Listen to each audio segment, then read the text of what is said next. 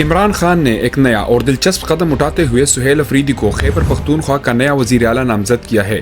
یہ فیصلہ اس بات کی نشاندہی کرتا ہے کہ تحریک انصاف اب نئی نسل کی قیادت کو آگے لانا چاہتی ہے۔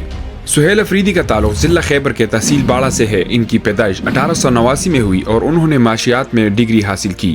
سیاست میں ان کا سفر انصاف اسٹوڈنٹ فیڈریشن سے شروع ہوا، جو تحریک انصاف کا طلبہ ونگ ہے۔ وہ نوجوانی سے ہی پرجوش، منظم اور متحرک کارکن کے طور پر جانے جاتے تھے۔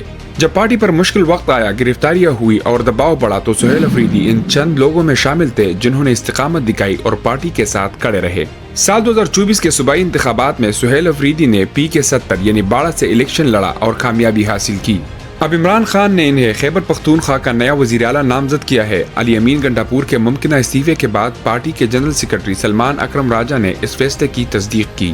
تجزیہ کاروں کے مطابق یہ ایک علامتی قدم ہے، ایسا پیغام کہ تحریک انصاف نئی قیادت اور مخلص کارکنوں کو آگے لانا چاہتی ہے۔ سہیل افریدی کے لیے یہ راستہ آسان نہیں ہوگا۔ صرف 35 سال کی عمر میں انہیں ایک ایسے صوبے کی ذمہ داری مل رہی ہے جہاں سینئر سیاستدان، طاقتور بیوروکریسی اور درجنوں پیچیدہ مسائل موجود ہے۔